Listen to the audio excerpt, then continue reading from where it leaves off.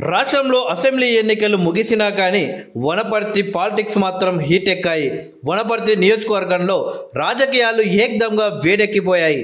మాజీ మంత్రి నిరంజన్ రెడ్డి, ఎమ్మెల్యే తూడి మెగారెడ్డి మధ్య ఇటీవలి కాలంలో వైరం తీవ్ర స్థాయికి అయితే చేరింది.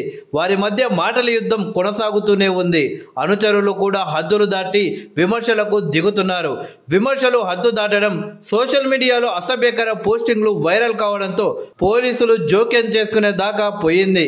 ఎమ్మెల్యే ఒత్తిడితో పోలీసులు తప్పుడు కేసులు పెడుతూ తమ కార్యకర్తలను వేధిస్తున్నారు అని బీఆర్ఎస్ పార్టీ నేతలు ఆరోపిస్తుండగా, ఇందులో తమ జోక్యమేమీ లేదని కాంగ్రెస్ నేతలు అంటున్నారు. నియోజకవర్గంలో గతంలో రాజకీయాలు హుందాగా ఉండేవి అని, ఎవరు హద్దులు దాటలేదని, ప్రస్తుత రాజకీయాలు చూస్తుంటే బాధ కలుగుతుంది అని సీనియర్ నేతలు ఆవేదన వ్యక్తం చేస్తున్నారు. మాజీ మంత్రి నిరంజన్ రెడ్డి, ఎమ్మెల్యే తూడి మెగారెడ్డి మొన్నటి ఎన్నికల వరకు బీఆర్ఎస్ లోనే కొనసాగారు. 2023 ఎన్నికలకు ముందు మెగారెడ్డి కాంగ్రెస్ పార్టీలో చేరి వనపర్తి నుండి టికెట్ సంపాదించారు. ఈ ఎన్నికల్లో మెగారెడ్డి నిరంజన్ రెడ్డి మీద విజయం సాధించారు. అప్పటి నుంచి వీరిద్దరి మధ్య విభేదాలు బగ్గుమంటున్నాయి. అవకాశం దొరికినప్పుడల్లా ఒకరి మీద ఒకరు విరుచుకుపడుతున్నారు. వాళ్ళ అనుచరులు కూడా పరస్పరం విమర్శలు చేసుకుంటున్నారు.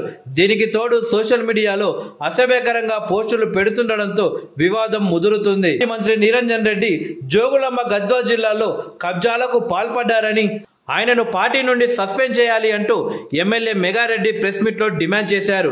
దీంతో బీఆర్ఎస్ లీడర్లు కూడా ప్రెస్ మీట్ పెట్టి మెగారెడ్డికి కౌంటర్ ఇచ్చారు. రెండు పార్టీల నేతల మధ్య ఈ వివాదంపై రచ్చ నడుస్తుంది.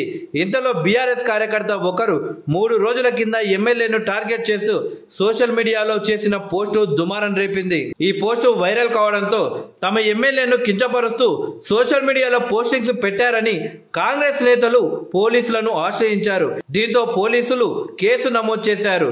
తప్పుడు కేసులు బనాయించి వేధిస్తున్నారంటూ బీఆర్ఎస్ పార్టీ నేతలు కూడా పోలీస్ స్టేషన్లో ఫిర్యాదు చేశారు. బీఆర్ఎస్ జిల్లా అధ్యక్షుడు గట్టు యాదవ్ ఎస్పీని కలిసి ఫిర్యాదు చేశారు. సోషల్ మీడియా వేదికగా అసభ్యకరంగా పోస్టులు పెడుతుండడం, వ్యక్తిగత విమర్శలు చేయడం పట్ల ఆందోళన వ్యక్తమవుతుంది. ఇదిలా ఉండగా మెగారెడ్డి ఎక్కడ పడితే అక్కడ తన పరువుకు భంగం కలిగించేలా మాట్లాడుతున్నారంటూ మాజీ మంత్రి నిరంజన్ రెడ్డి 10 కోట్లకు పరువు నష్టం దావా వేసేందుకు నోటీసులు కూడా పంపినట్లు తెలుస్తుంది. దీంతో వనపర్తి రాజకీయాలు ఎటు దారి తీస్తాయో అన్న చర్చ అయితే జరుగుతుంది.